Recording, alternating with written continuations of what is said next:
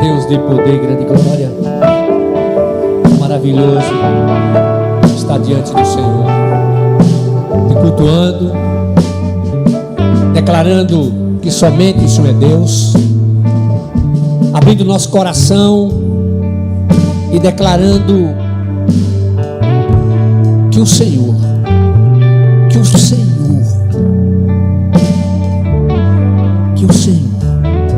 tem toda a liberdade de ação.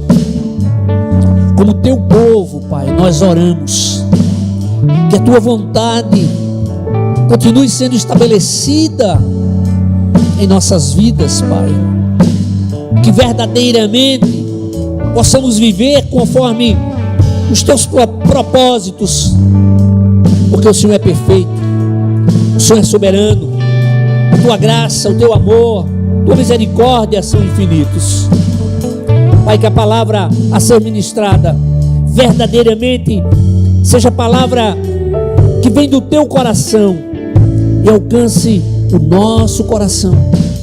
Que cada vida que a receber, Pai, esteja não somente permitindo o teu agir, mas aceitando o teu agir. Para isso, verdadeiramente, somente o Senhor seja exaltado e glorificado neste lugar.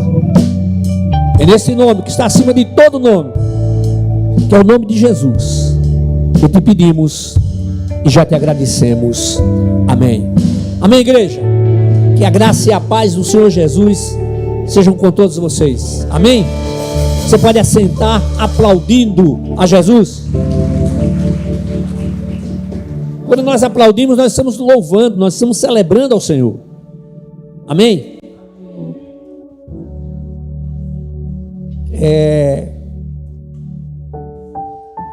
Há sempre uma alegria, uma felicidade, vou usar esse termo, especial, quando a gente se reúne na casa de oração para celebrar o Senhor.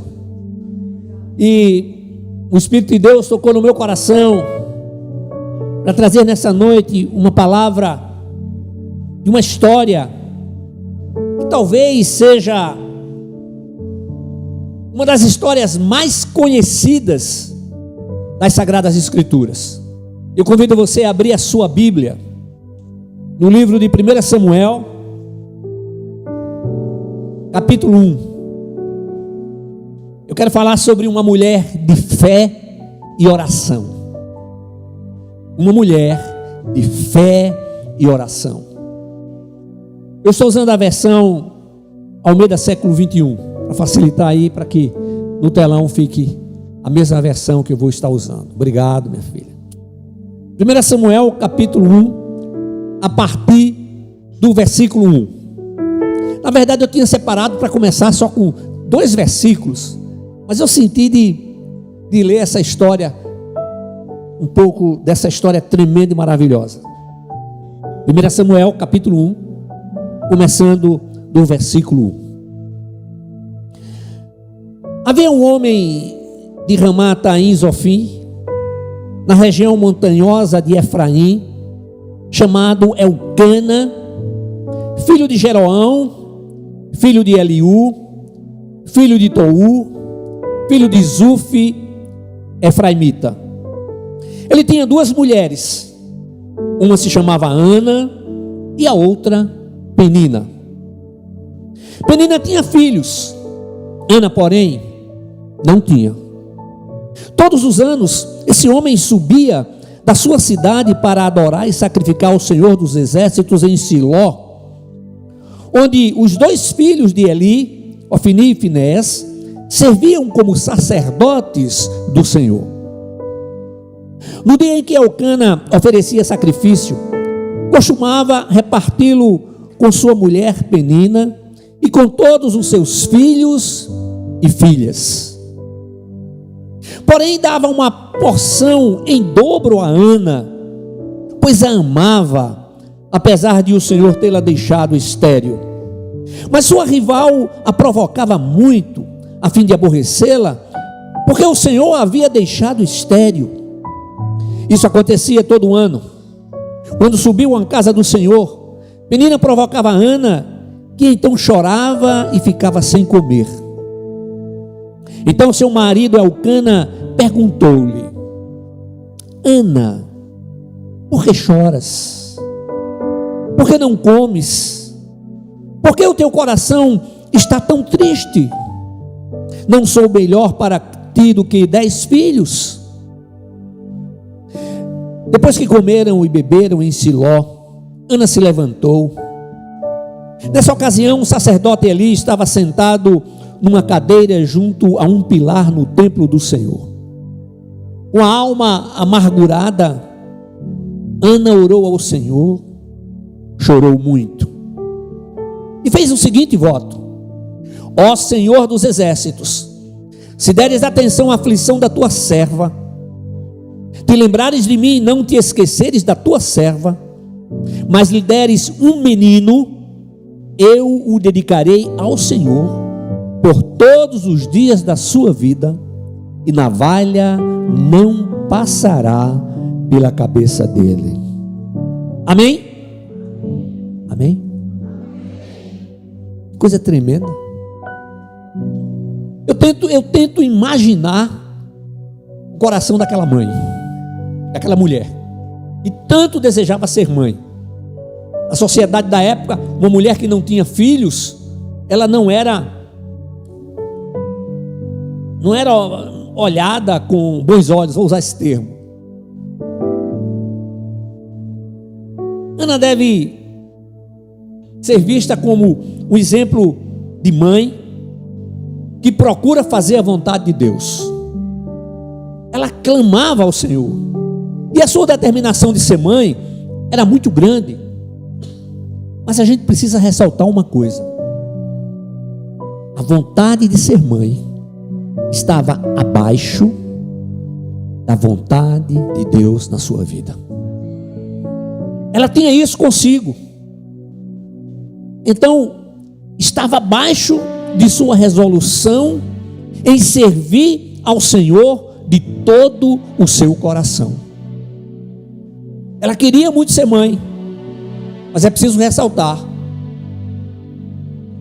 que a vontade do Senhor era soberana na sua vida. Sabe, irmãos, nós precisamos atentar para o fato de muito antes de ter um filho, Ana apresentava esse filho a Deus. Ela apresentava esse filho a Deus.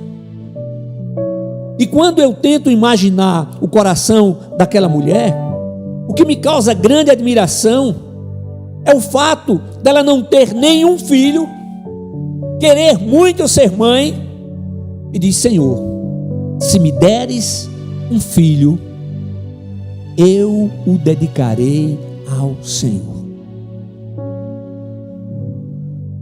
Ela estava dizendo: Senhor, eu quero ter um filho, mas que esse filho venha te servir. Eu abro mão de criar essa criança. Então ela faz um voto ao Senhor. E ainda criança, o seu filho, porque Deus atentou para ela, como diz o texto, e ela teve um filho, deu o nome daquela criança de Samuel. Ela entregou no templo para servir a Deus por toda a sua vida. Então o texto nos mostra que Ana era uma mulher perseverante. Ela clamava ao Senhor. Ela não parou de clamar, dizendo assim: mas eu já clamei tanto. Quantas vezes eu escuto as pessoas dizerem: mas eu já orei tanto por isso. É preciso entender o que eu ressaltei no início, que no coração de Ana, Deus estava em primeiro lugar. Deus realmente ocupava o primeiro lugar. Agora, observem que na sua história, o texto nos mostra que Ana não era uma pessoa ansiosa, mas o texto diz que ela estava amargurada por conta das atitudes de Penina. E nós lemos agora há pouco: Ana chorou muito. Então ela era sincera e ela era fervorosa. O Senhor contemplou a oração de Ana. A igreja, É necessário lembrar que Deus sonda o nosso coração. Ele conhece todos os nossos projetos antes que venhamos a conhecê-los. Ele conhece tudo da nossa vida. Nada, absolutamente nada, fica oculto do Senhor. Então, eu enfatizo que Deus conhece todos os nossos propósitos. O apóstolo Paulo, inspirado pelo Espírito de Deus, ele nos ensina como devemos apresentar diante de Deus as nossas petições. E você conhece muito bem esse texto. Está lá em Filipenses capítulo 4, versículos 6 e 7. Não andeis ansiosos por coisa alguma, pelo contrário, sejam os vossos pedidos plenamente conhecidos diante de Deus, por meio da oração e súplica com ações de graças. E a paz de Deus, que ultrapassa todo o entendimento, guardará o vosso coração e os vossos pensamentos em Cristo Jesus. Olha só. Mas pastor, o senhor acabou de dizer que Deus conhece tudo. Então eu preciso chegar diante dele e falar? Precisa. Nós precisamos fazer isso. É preciso estar registrado no reino espiritual, que nós apresentamos a Ele, que nós clamamos a Ele, e confiamos nele, que temos como o Deus Todo-Poderoso. Então aqui no texto está a fórmula para que apresentemos ao Senhor Eterno os nossos pedidos: oração e súplica com ações de graças. Aleluia. Eu quero falar 5 coisas, apenas citar rapidamente, que a Bíblia nos ensina. Primeiro, para Deus não há impossíveis. Para mim e para você, irmãos, quantas coisas são impossíveis. A gente quer fazer, né? A gente quer agir, a gente quer resolver, a gente quer um negócio para ontem. E o Deus que é o Criador, que está na eternidade, que nos conhece, que trabalha em nosso ser, que damos espaço para o seu agir, Ele nos prepara para o dia a dia. Então não há impossíveis para Deus. Outra coisa que a Bíblia nos ensina, que agindo Deus, ninguém impedirá, aleluia, força alguma no universo, em conjunto ou separadamente, terá poder para impedir os propósitos de Deus na nossa vida. Pode aplaudir. Glórias ao nome de Jesus. Ao Senhor toda honra, toda glória, todo louvor, toda exaltação e todo aplauso. Agora, imagine todas as forças do universo, em conjunto ou separadamente, não tem poder para impedir, mas nós temos. Porque Deus nos dá o direito da gente permitir ou não permitir, aceitar ou rejeitar. É por isso, igreja, a ênfase que a gente dá, para que a vontade do Senhor seja estabelecida. Porque, irmãos, nós somos fracos, falhos.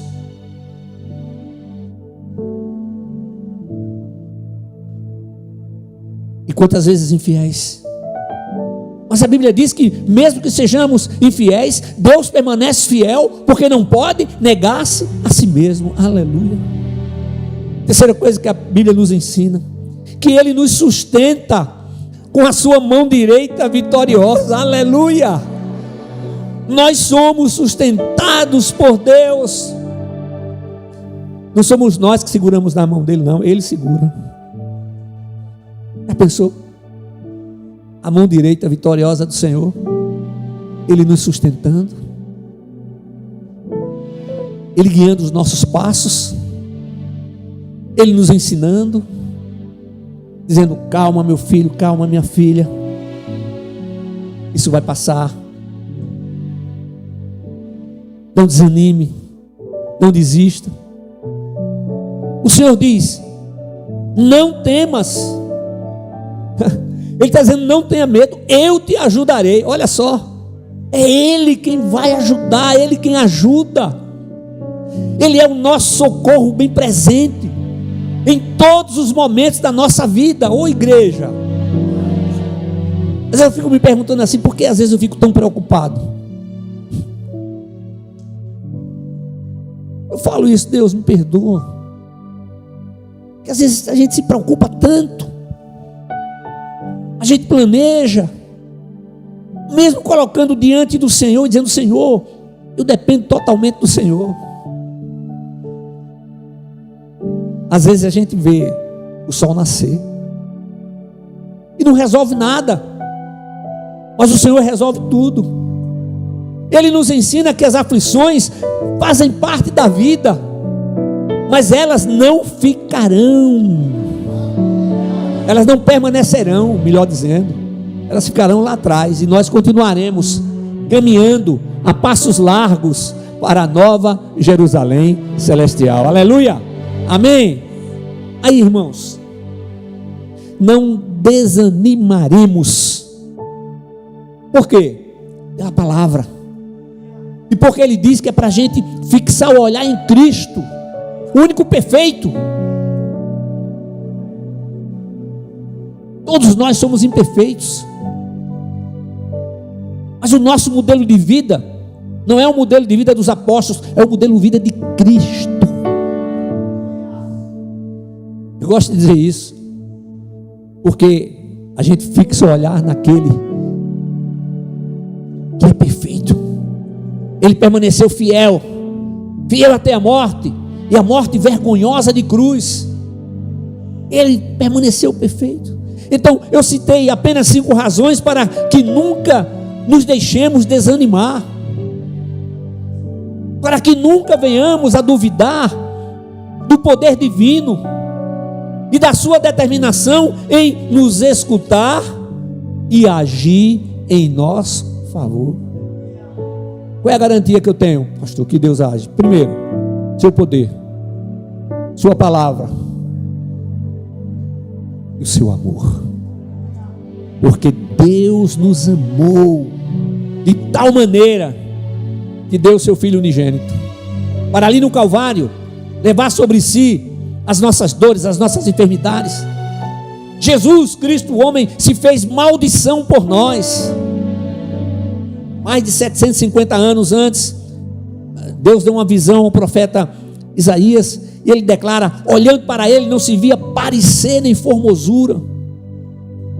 Imagine, alguém que nunca pecou, perfeito. Primeiro Adão, alma vivente; último Adão, Jesus, espírito vivificante.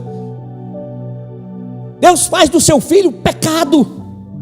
Ele não fez de Jesus pecador, Ele fez pecado para que nele sejamos feitos justiça e santidade provenientes do próprio Deus. Ah, quantas vezes eu tenho dito isso. Agora, deixa eu dizer uma coisa para você. Sabe o que é, pastor? Deus escuta as orações de fulano e Beltrano, mas não escuta as minhas. Deixa eu falar um negócio para você: Deus não tem filhos favoritos. Aí Ele gosta mais de um do que de outro. Não.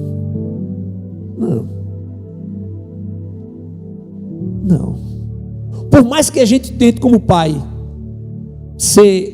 dar o amor a todos, às vezes em alguns momentos vai entender que a gente ama mais a um do que o outro, mas não é. Mas Deus, em momento algum, Ele permite isso. Ele é fiel, Ele é justo, Ele é poderoso. Você sabe que a vontade divina é boa, agradável e perfeita. Agora, irmãos, o que a gente observa? Que a oração de Ana foi definida e clara. Ela não perdeu tempo com arrudeios. Direto, pá. Ela falou para o Senhor qual era a sua situação. Ela disse o que queria.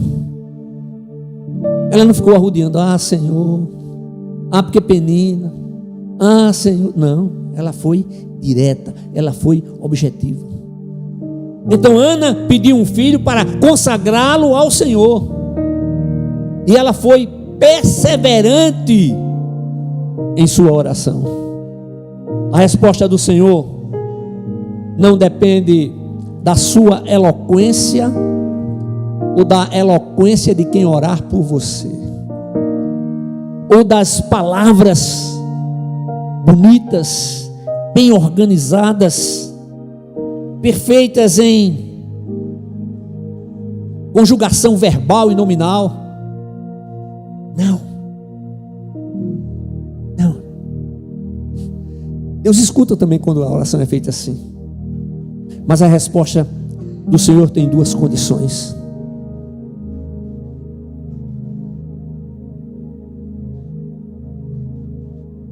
A nossa fé e a vontade dEle. A nossa fé e a vontade soberana de Deus. Oh Deus, você pode estar orando com muita fé, mas a vontade do Senhor é outra, porque a vontade dele é boa, agradável e perfeita, e Ele quer o melhor para cada um dos seus filhos. E não são poucas as vezes que diante de adversidades, diante de situações que nós não conseguimos entender o agir de Deus, mas eu tenho falado que Deus não disse que é para a gente viver pelo que a gente entende, mas para a gente viver por fé. Isso, viver por fé. Você tem promessas de Deus na sua vida, então essas promessas serão cumpridas. Então sempre abra a sua boca e diga: Senhor, que a tua vontade continue sendo estabelecida na minha vida. Está passando na dor, está chorando, mas está glorificando, exaltando ao Senhor. Agora no versículo 18 está escrito que a aparência de Ana deixou de ser triste, porque Ana creu antes de ver o milagre. Ela saiu ali do templo e a sua fisionomia mudou. Ela se alimentou, ela sorriu, e as pessoas perceberam uma grande diferença em Ana. Havia um brilho diferente em seus olhos, seu rosto estava mais bonito, seu sorriso era alegre. Meu irmão, minha irmã, meu amigo, minha amiga, creia, o seu milagre pode chegar hoje, agora, se essa for a vontade do Senhor, se esse for o propósito do Senhor. Então não olhe as circunstâncias, mas creia e diga para Ele: Senhor, a tua vontade, e a tua vontade prevaleça em minha vida. Eu oro todo dia isso, quantas vezes por dia nem sei. Então o Senhor só faz a vontade do Senhor. Oh, meu irmão, eu queria só fazer. Eu já falei para vocês quantas vezes eu tenho que parar e voltar para pedir desculpas, e às vezes eu vou me lembrar da coisa, do que aconteceu 2, 3, 4 dias depois. Quando nós entregamos a nossa vida nas mãos do Todo-Poderoso, o nosso coração transborda da sua presença, porque o que nos satisfaz é a vontade dEle. Se eu comprar aquele carro, aquilo ali vai ser uma beleza. Se eu comprar aquela roupa, se eu comprar aquela casa, tudo. Aí você recebe, tem alegria, daqui a pouco aquilo. Mas a presença do Senhor é diferente. Tem momentos de tristeza? Tem. Tem momentos de choro? Tem. E a palavra diz que Ele recolhe as nossas lágrimas, cada uma delas. Eita Deus do céu! Às vezes a gente chora sem a lágrima escorrer, mas está jorrando aqui no coração. Oh Deus!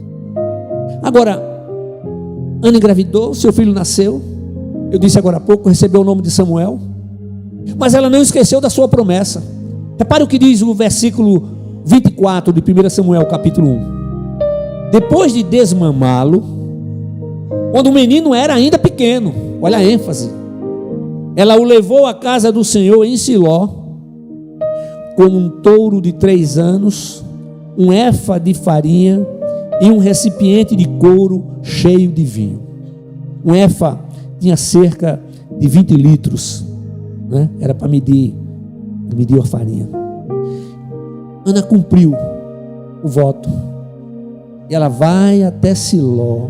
Aí mais uma vez eu fico tentando imaginar o coração de Ana. Agora, interessante que o coração dela não era de tristeza, mas era de regozijo, era de satisfação. Ainda era pequeno. Imagina aí. É como diz o pastor Murilo nessa imaginação gospel. Imagina aí. Samuel, pequeno, uma roupa especial feita para ele, com muito amor, vai e entrega a Samuel. Eita, meu Deus, só Deus para fazer isso. Eu não tinha coragem de entregar um dos meus filhos, nem um dos meus netos, muito menos a minha bisneta. Não sei, minha filha, se você entregaria. Se Deus mandasse, sei que você entregaria. Mas vai lá, com satisfação, ela entrega o seu pequeno.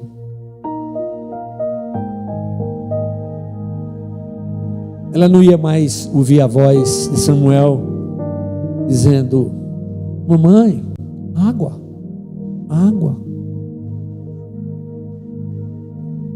Mamãe, estou com fome. Ela não ia mais sentar o seu filhinho no colo, dar de mamar, ou ensinar como é que ele deveria pegar no talher, comer. Imagine isso. Ela sabia que ia voltar para casa e não encontraria mais o seu filhinho. Mas sabe por que o seu coração transbordava de júbilo? Ela não sabia o que ia acontecer, porque a vontade do Senhor continuava sendo soberana na sua vida. Oh, meus irmãos, que lição tremenda de Ana. A vontade do Senhor em primeiro lugar na sua vida. Era a vontade dele. E traria paz, satisfação em seu coração. Então, a oração de Ana era agora uma oração de quê? De gratidão. Agora Deus lhe recompensou. Veja aí agora no capítulo 2 de 1 Samuel, versículo 21.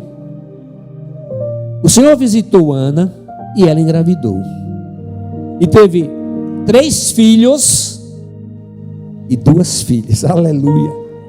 Enquanto isso, o menino Samuel crescia diante do Senhor.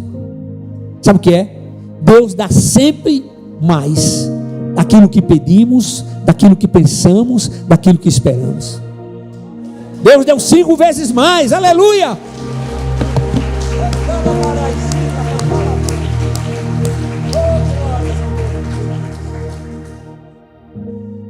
Quando você apresentar alguma coisa ao Senhor, faça de todo o coração, porque Ele vê o nosso coração. Hoje eu vou ao culto, é dia de culto, eu vou cultuar o Senhor, eu vou louvar o Senhor, eu vou adorar o Senhor. Faça isso de coração.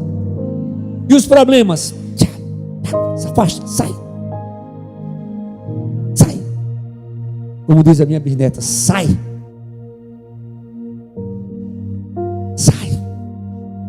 Lá fora. 1 de Pedro 5,7: lançai sobre ele toda a vossa ansiedade, porque ele tem cuidado de vós. Exercício de fé.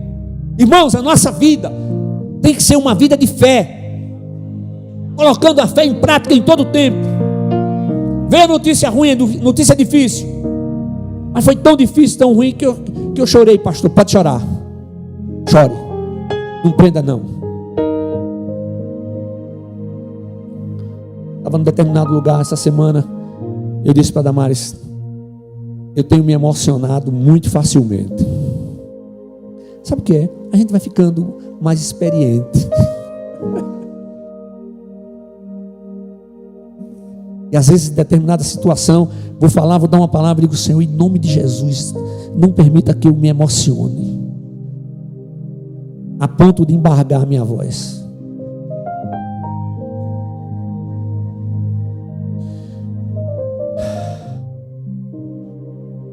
Irmãos, tudo para o Senhor tem que ser de coração. Tudo para o Senhor tem que ser de coração. O sorriso que a gente dá para Ele tem que ser sincero. O choro tem que ser real. Aí a Bíblia diz: o choro pode durar uma noite, mas a alegria vem ao amanhecer. Aleluia. A palavra do médico não é a última palavra. A palavra final é a palavra do Senhor. E a palavra do Senhor é a palavra de vida, palavra de bênção. E quando o crente vai para a glória, louvado seja o nome de Jesus, foi.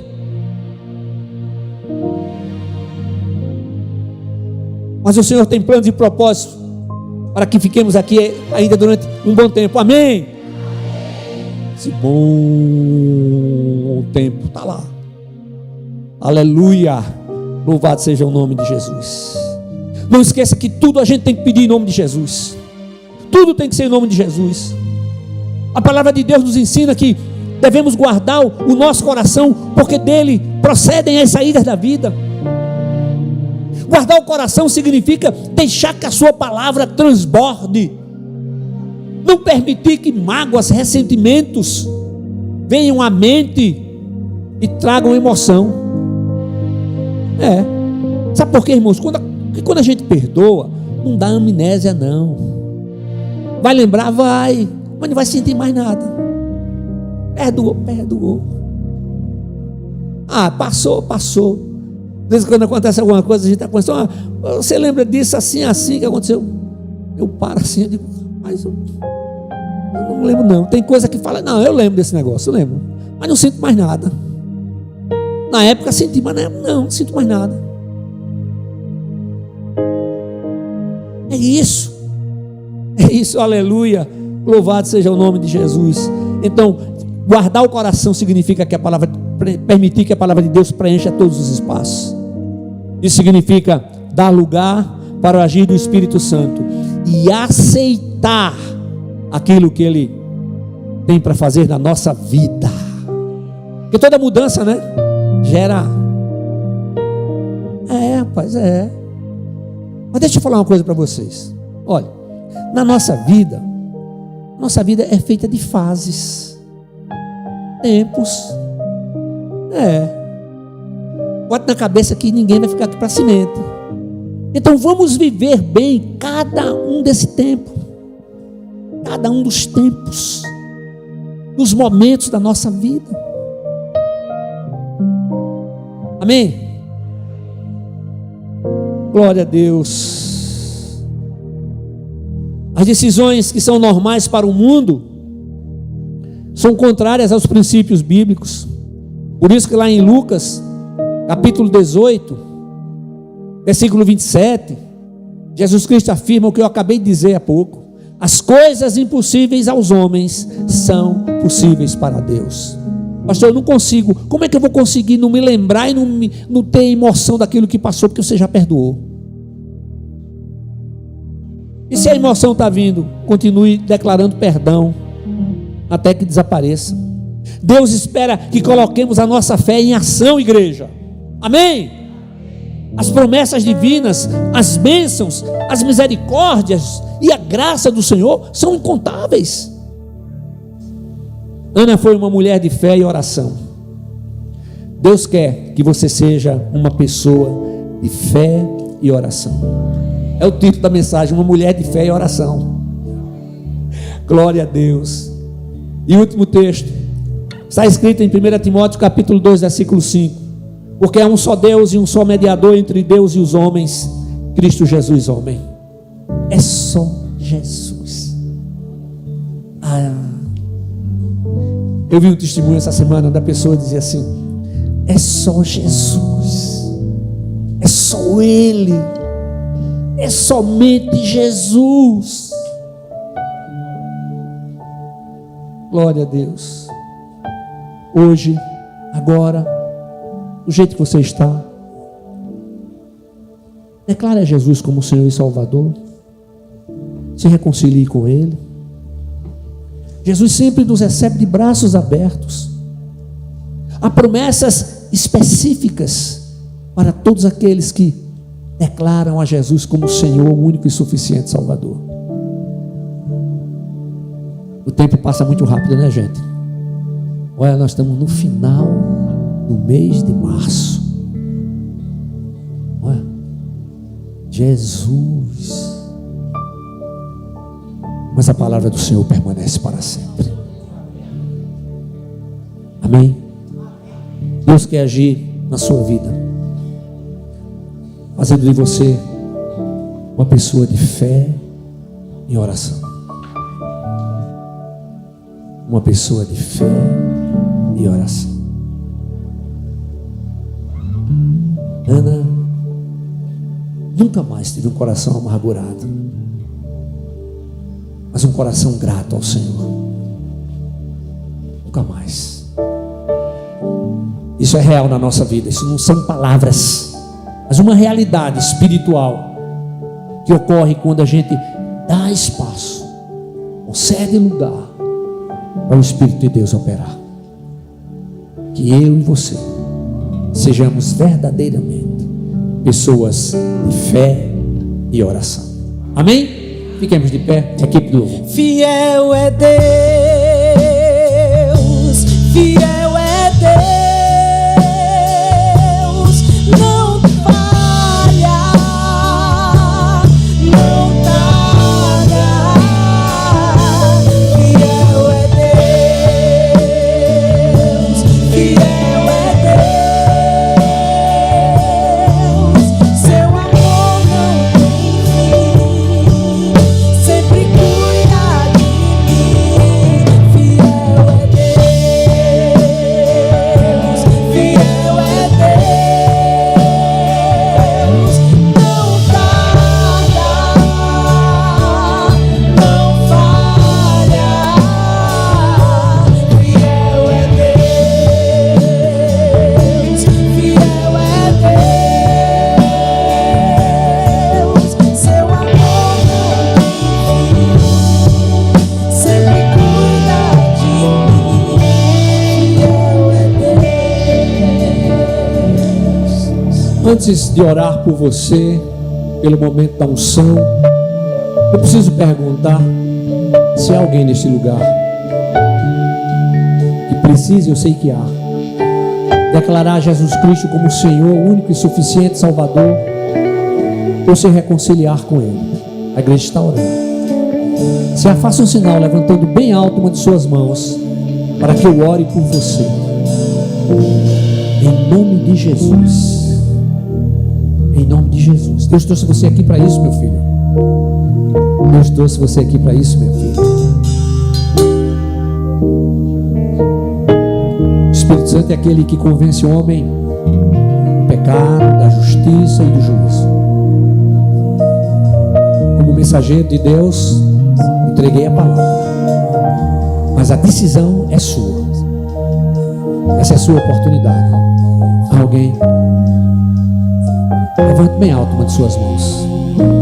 Quero orar por você. Querido Deus e Pai, obrigado por mais esta oportunidade de proclamar a Tua palavra. Ó Deus de poder e grande glória, estaremos agora ungindo cada vida que chegar aqui à frente. Nós sabemos que há poder no nome de Jesus, e que a unção com óleo é um simbolismo, Pai. Nós cremos no Teu poder, nós cremos na Tua palavra. Tudo aquilo que está sendo apresentado diante do Senhor está em linha com a Tua palavra, conforme os Teus planos e propósitos. Cada uma dessas vidas receba, e ao receber, glorifique e exalte ao nome de Jesus. É nesse nome que está acima de todo nome que te pedimos e já te agradecemos. Amém. Amém, igreja. Como sempre acontece às quintas-feiras,